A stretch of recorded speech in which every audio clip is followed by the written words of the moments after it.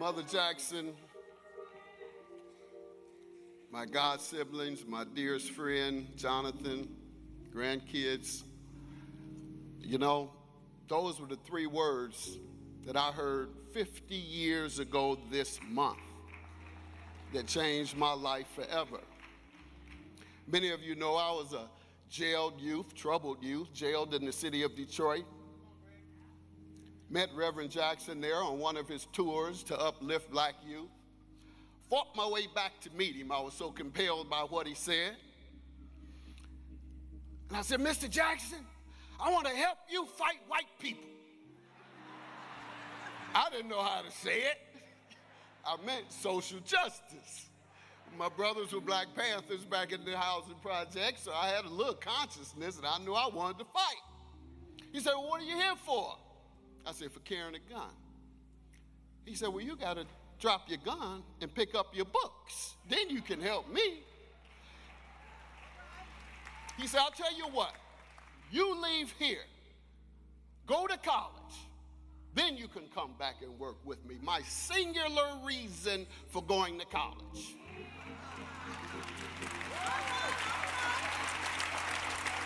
Sure enough, when he got back, when I came out, he was organizing in Detroit, 83 campaign, when Jonathan came to town, made me carry his suitcase. Jesse Jr. had me put him on my back. They really abused me, y'all, as kids. Now I make Jonathan carry my briefcase. But no, indeed, I was mentored by Reverend from that day on. He assigned me to Mother Jackie's best friend in Detroit who ran our push operation and that rainwater. She then mentored me. I ran the operation in Detroit, and then when we ran for president in '88, I was part of the management of the state, the largest victory we had. And so our relationship came full circle. And then some years later, in '97, in fact, I left after being elected, youngest judge in Detroit, 15 years out of jail. I left that after a few years to serve as his vice president of Rainbow Push. Well, then came television calling. And I was a little scared to tell him I had the offer because I'm loyal to you. You're the reason I'm here. So I got the nerve up. I went and I showed him. I said, Reverend, these white folks won't give us some money for our story. What you want to do, you look at the contract and you tell me what to do.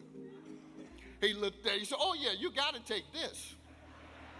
And he said, but primarily, I want you to take this so that you can spread our message of hope to millions and millions of people who you will inspire to overcome their obstacles as we've overcome ours.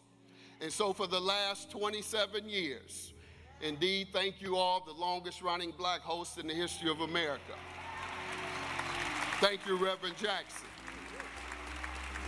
We've been able to spread that message to millions of people for 27 years, all because God bless the Reverend Jackson. Lastly, people often ask, what was the best wisdom? Because he's the wisest man any of us have ever met, no doubt. What piece of wisdom? I said, well, it was about really when I met him. I was giving him the poor man's story. Reverend Jackson, my mama died when I was a teenager. I don't have a daddy, and I'm living in the projects with my brothers, and they doing all that. He said, well, I don't have a daddy either. He said, I had 3 daddies. I had 3 last names. He said, why are you feeling sorry for yourself? Jesus could have been a hopeless street youth. But he fought back. And the way he continued to talk about it, some way I seemed that he was reflecting on his own life. So I began later to put it together. And I said, yes, indeed. Jesse Jackson could have been a street youth, born under the same circumstances, born in substandard housing in Greenville, 3 last names, wasn't sure who his father really was. Folks gossiped. Come on now. Joseph can't have no baby. Who that baby daddy? Didn't have the right to vote in Greenville under King Herod. The government was on his back. Dan the Hoover. But he didn't run to the corner and complain. Oh, my mama was a teenage mama. I don't have the right to vote. The government is on my back. Give me a swig of that wine. He didn't do that. He said, I am the son of Helen Burns, and I have come and sent by God to change my condition and the condition of this world. And I bet you he would say to us today that we are all sons and daughters of God. And if we continue to fight, we continue to pray, we continue to march, we will continue to change our condition and the condition of this world. Keep hope alive.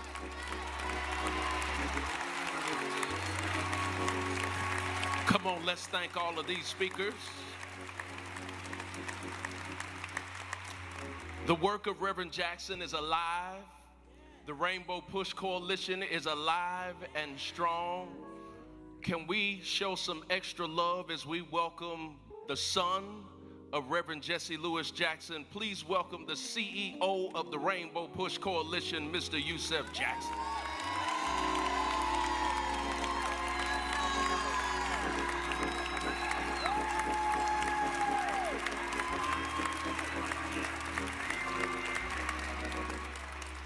We gather here today to pay tribute, to give thanks, and to celebrate the life of a man who occupied many spaces in our lives, in this nation, and in the world.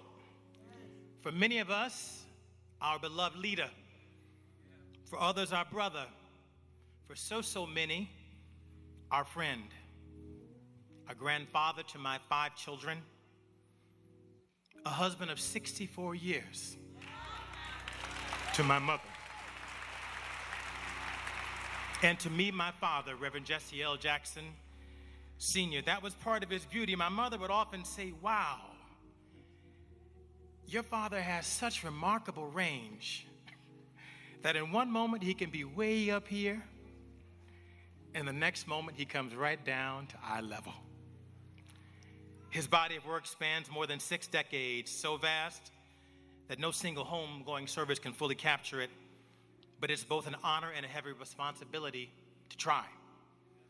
As I grieve and wrestle with my faith in the wake of this loss, the scripture that says, weeping may endure for a night, but joy comes in the morning, sits heavily in my belly. I find myself balancing the sorrow of the dark night, comforting my kids and answering their questions about the loss of life and the cycle of life, and managing my own personal grief against God's promise that joy comes in the morning. And what a morning God gave my father. 84 years. He would often say, Yusef, that Martin died at age 39. He was taken from us far too soon. He said Malcolm died at 39. He never thought he would live this long. A life so full of work and witness, a life and legacy we honor publicly and proudly. His record standing firmly on the side of justice. It will stand the test of time. The Reverend always taught me that we should measure someone not simply by where they ended up, but where they started from. He was born out of wedlock, deep in the valley of the Jim Crow South under the heavy boot of Southern apartheid. As a boy, teased for having 3 last names, and he struggled with the stutter. Yet he rose from those beginnings to become extraordinary, to become a blessing to the world. And he always knew what set him on the right path. A loving mother, a family, a welcoming church, a close-knit community that helped guide a young boy of immense energy, intelligence, and ambition. My father was what Dr. King called maladjusted to injustice. He simply never accepted it. He went to jail at 17 years old in Greenville, South Carolina, protesting for the right to use a public library. And even near the end of his life, he never spoke to me about his existential struggle with life, his inability to express himself clearly, the loss of his gifts, his inability to walk and move. Instead, he urged me to organize churches and pastors to help feed millions of people who are affected by food insecurity as a result of the loss of SNAP benefits. He carried a well-read Bible, not as a symbol, but as a guide. He lived a revolutionary Christian faith rooted in justice, nonviolence, and the moral righteousness of standing with the least of these. He practiced that faith, sometimes on his knees, but more often on his feet, on picket lines in jails, at makeshift hospitals and parks in New York City, comforting AIDS patients, and in communities across the country.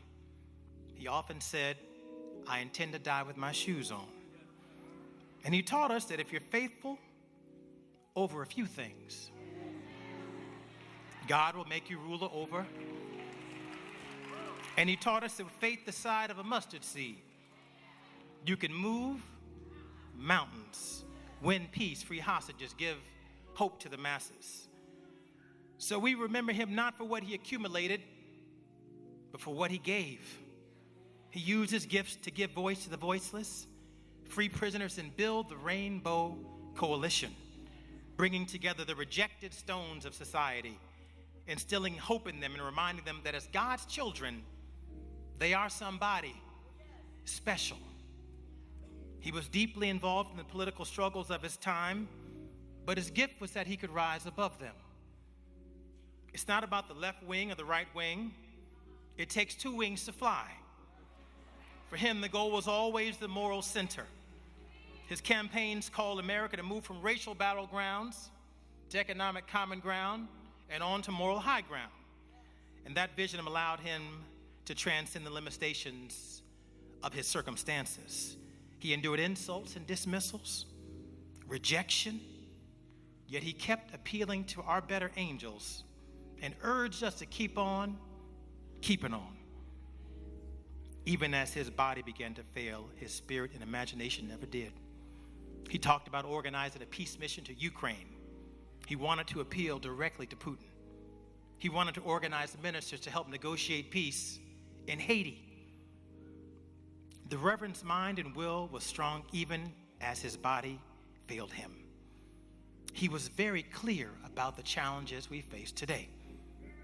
He believed the progress made during what historians call the Second Reconstruction, the era that grew out of the civil rights movement and expanded democracy for millions, was now facing renewed resistance from the highest levels of our government. The foolish denial of threats to democracy and to decency, corrosive inequality, catastrophic climate change, endless wars, a renewed arms race, global pandemics, and more. And he reminded us that in each of these crises, it is always the least of these who suffer first and suffer the most. And that conviction shaped his ministry.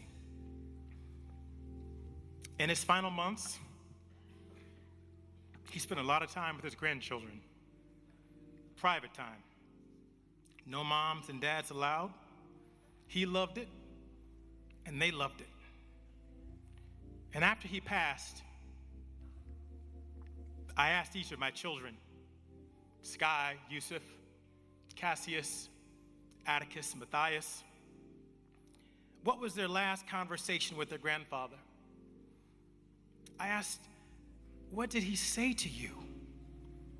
Each of them, separately and individually, thought for a moment and told me, Dad, Granddad told me he loved me.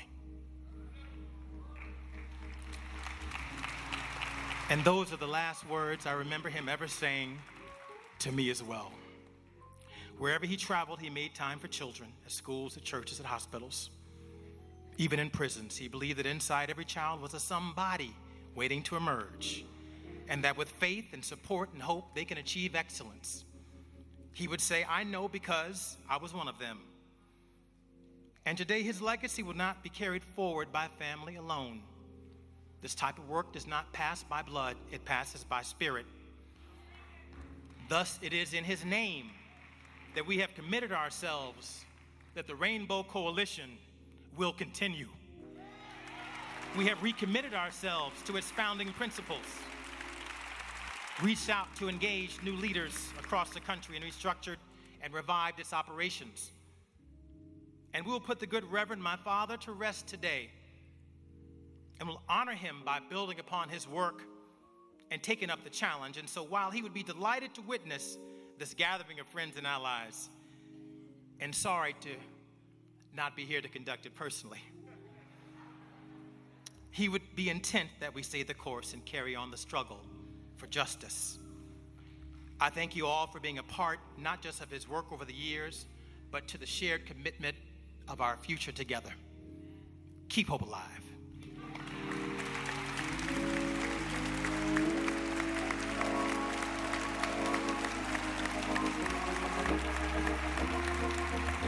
Come on, let's celebrate our brother, Mr. Yusef Jackson.